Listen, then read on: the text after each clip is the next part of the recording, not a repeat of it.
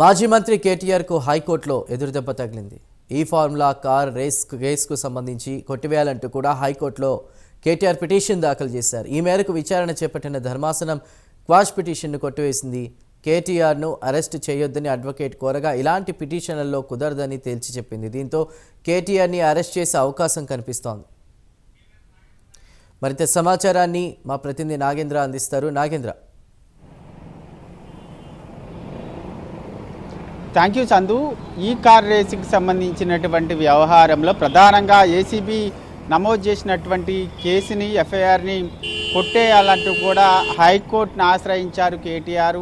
దానికి సంబంధించి cash petition వేయడం జరిగింది. అదేవిధంగా దాని తీర్పును కూడా కొద్దిసేపటి క్రితమే వెలువడించడం జరిగింది. కేటీఆర్ వేసినటువంటి ఆ క్యాష్ పిటిషన్ను కొట్టివేస్తూ కూడా హైకోర్టు తీర్పునివ్వడం జరిగింది. ఇది కేటీఆర్కు పెద్ద ఎదురు దెబ్బగానే చెప్పాలి. ఎందుకంటే ముఖ్యంగా కోర్టులో జరిగినటువంటి వాదనలకు సంబంధించినటువంటి అంశంలో ప్రధానంగా ఏసీబీకి సంబంధించినటువంటి న్యాయవాదులు, అదేవిధంగా కేటీఆర్కి సంబంధించినటువంటి న్యాయవాదులు ఇచ్చినటువంటి వాదనలకి దానిలో ప్రధానంగా ఏసీబీకి సంబంధించినటువంటి న్యాయవాదులు ఇచ్చినటువంటి వాదనలకే హైకోర్టు సమ్మతించింది. దానికి సంబంధించే దానికి అనుగుణంగానే తీర్పును కూడా వెలువడించినటువంటి పరిస్థితి. ముఖ్యంగా ఈ కార్ రేస్కి సంబంధించినటువంటి వ్యవహారంలో ప్రధానంగా దాదాపు 55 కోట్ల వరకు కూడా నిధులు అక్రమాలకు గురయ్యే అవినీతి జరిగింది. దీనికి సంబంధించినటువంటి అంశంలో అంటూ కూడా ప్రధానంగా చెప్పడం జరిగింది. ప్రధానంగా ఎన్నికల సమయంలో ముఖ్యంగా ఎటువంటి అటు ముఖ్యమంత్రి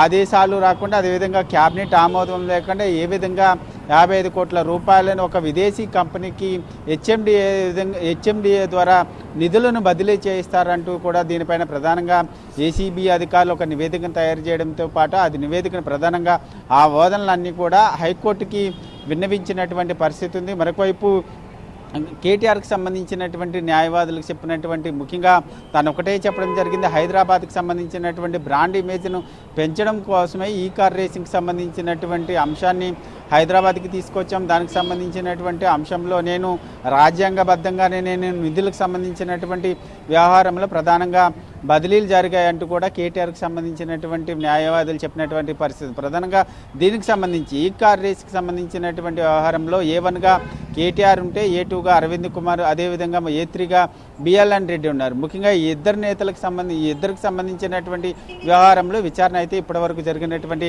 పరిస్థితి లేదు. ముఖ్యంగా ఒకవైపు ఈడీ, మరొకవైపు ఏసీబీ రెండు కూడా విచారణకి ఆదేశించాయి. ముఖ్యంగా దీనికి సంబంధించినటువంటి అంశంలో పూర్తి స్థాయిలో నిన్న జరిగినటువంటి అంశాన్ని కూడా ప్రధానంగా ఏసీబీ తరపున న్యాయవాదులు కూడా వివరించడం జరిగింది. నిన్న ఏసీబీ కార్యాలయం వరకు కేటీఆర్ వెళ్ళడం జరిగింది. దాదాపు ఒక 100 మీటర్ల లోపులో ముఖ్యంగా తన లాయర్లతో లోనికి అనుమతించాలంటూ కూడా చెప్పినటువంటి పరిస్థితి. కానీ లోనికి ఏసీబీ అధికారులు ప్రధానంగా కేటీఆర్ని ఒక్కరిని మాత్రమే లోనికి అనుమతిస్తాము, ఆయన తరపున న్యాయవాదులను అనుమతించబోమంటూ కూడా స్పష్టం చేయడంతో ఆయన విచారణకి హాజరు కాకుండా ఆయన అక్కడి నుంచి నేరుగా బీఆర్ఎస్ కార్యాలయానికి చేరుకున్నటువంటి అంశాన్ని కూడా ఈ సందర్భంగా ఏసీబీకి తరపున న్యాయవాదులు కూడా వివరించడం జరిగింది. దీనికి సంబంధించినటువంటి అంశంలో పూర్తి స్థాయిలో మీరు విచారణ చేసుకోవచ్చు అనేటటువంటి అంశం దిశగానే కేటీఆర్ వేసినటువంటి క్వాష్ పిటిషన్ అయితే కొట్టేసినటువంటి పరిస్థితి. మరి దీనికి సంబంధించి ఈ క్వాష్ పిటిషన్ని హైకోర్టు కొట్టేయడంతో కేటీఆర్కి సంబంధించినటువంటి న్యాయవాదులు సుప్రీంకోర్టును ఆశ్రయించేటటువంటి అవకాశం అయితే కనిపిస్తుంది. మరొకవైపు ఏసీబీ మరింత దూకుడు పెంచేటటువంటి అవకాశం ఉంది. ఎందుకంటే హైకోర్టులో క్వాష్ పిటిషన్ కొట్టేయడంతో ఏసీబీకి అనుకూలంగా తీర్పు రావడంతో కేటీఆర్ని ప్రస్తుతం మరింత దూకుడుగా ఏసీబీ ముందుకెళ్లడంతో పాటు విచారించేటటువంటి అవకాశం కనిపిస్తుంది. ఇప్పటికీ ఒకవైపు మరొకసారి ఏసీబీ నోటీసులు జారీ చేయడం జరిగింది. విచారణకు రావాలంటూ కూడా మరి కేటీఆర్ని అరెస్ట్ చేసి విచారిస్తారా లేక నాటు అరెస్టు, ముఖ్యంగా విచారణకు మాత్రమే పిలిచి విచారణ చేసిన తర్వాత కంప్లీట్ అయిన తర్వాత అరెస్ట్ చేస్తారన్నది మాత్రం చూడాల్సినటువంటి అంశంగా కనబడుతుంది. మరొకవైపు ఈడీకి కూడా ఈరోజు విచారణకి హాజరు కావాల్సిన ఉంది కేటీఆర్. కానీ ఈరోజు హైకోర్టులో తీర్పు ఉన్నటువంటి నేపథ్యంలో రిక్వెస్ట్ చేసుకోవడంతో దీనికి సంబంధించిన చేసుకున్నటువంటి నేపథ్యంలో ప్రస్తుతం ఈడీ కూడా కొంత దాని రిక్వెస్ట్ని పరిగణలోకి తీసుకున్నటువంటి పరిస్థితి అయితే కనిపిస్తుంది. ప్రస్తుతం మొత్తానికి అయితే హైకోర్టులో కేటీఆర్కి పెద్ద ఎదురు దెబ్బ తగిలిందనే చెప్పాలి. ఏ క్షణాన సరే అటు ఈడీ కానీ అటు ఏసీబీ కానీ విచారణ కొనసాగిస్తుంది. మరింత దూకుడుగా వెళ్ళేటటువంటి అవకాశం కనిపిస్తుంది. అరెస్ట్ చేసేటటువంటి అవకాశాలు కూడా కనిపిస్తున్నాయని చెప్పాలి. Chandu right Nagendra, thank you.